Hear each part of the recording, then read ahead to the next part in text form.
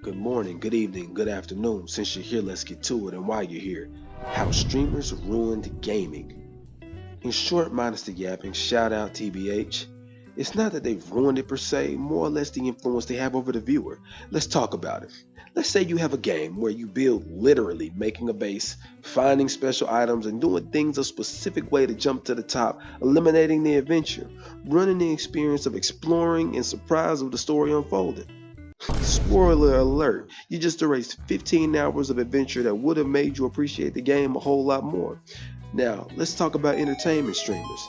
You have Israel85 with his silly play punchlines, one You want to rent a buy? Want to buy it? Yeah, 20 bucks. Here's the money. I'm surprised you, man. We looking at you funny, all of us.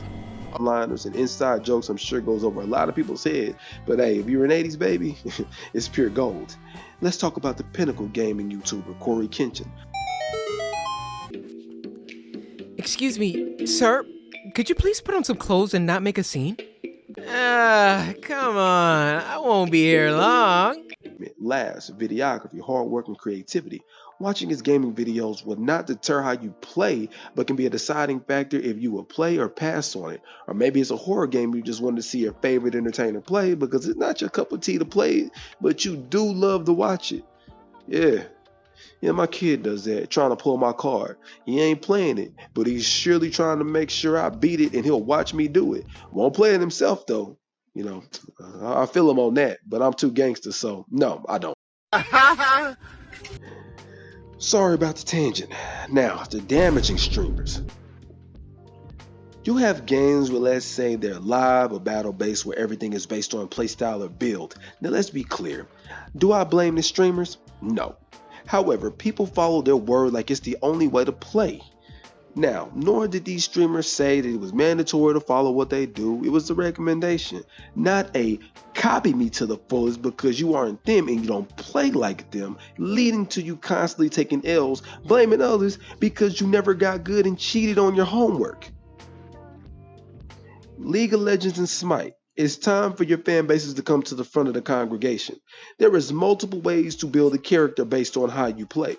No one, and I repeat, no one is required to follow your D-writing theory of my favorite streamer said you're supposed to build like this. Word, did they also wipe your butt and give you a baba for your lay down and go memes? It used to be a flex to have your own build. Now everybody's copying the meta or what they believe is to be the best build.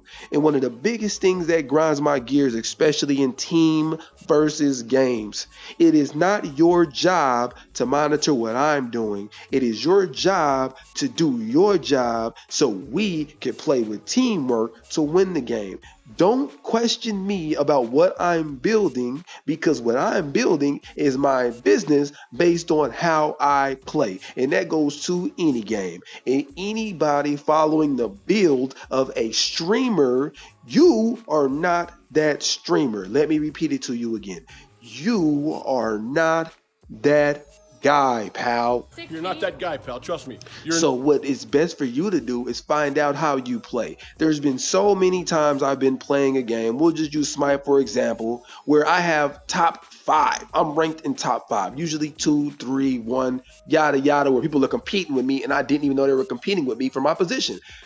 But yet you have so much commentary on my build. Listen, bud, I have a Grandmaster character, which means I have an exceptional win record, which means I beat people far above my ranking level and status, which means you need to mind your fucking business, right? Don't worry about what I'm doing because the first thing these people do because they watch somebody on the internet is go over here and say, oh, we're losing because you didn't do this. Let me tell you something, pal.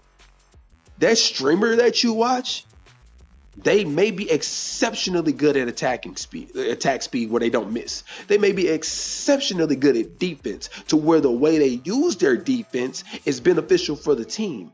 That streamer, that way that he builds that, when he moves all fast and like that, his accuracy and his cooldown or whatever he has on it works for the way that he plays the game. It doesn't work for you like that because you're trash and you're trying to play like them, but you're not as good as them. You don't know what they do to get good like that, nor would you ever be good like that, which is why you will always remain a freaking gold rank. Now, sorry about that rant. It just really grinds my gears.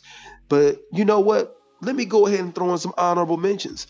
We got Elden Ring, Dark Souls, Overwatch. That's just a few. We don't need to keep on going. Everybody gets the point. If you don't get the point, hey, I appreciate you watching anyway. But anybody who's played these games know exactly what I'm talking about. Now, if you have a conflict with how your team member is playing, I can understand that. Like if you say, hey, bro, don't go out there by yourself. They go out there, take a L.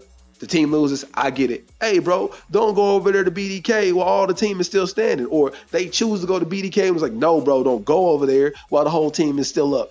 That stuff I can understand because it has nothing to do with how you play. You're literally making a decision to cost the team the game. But as far as what they're building, no, not a big deal.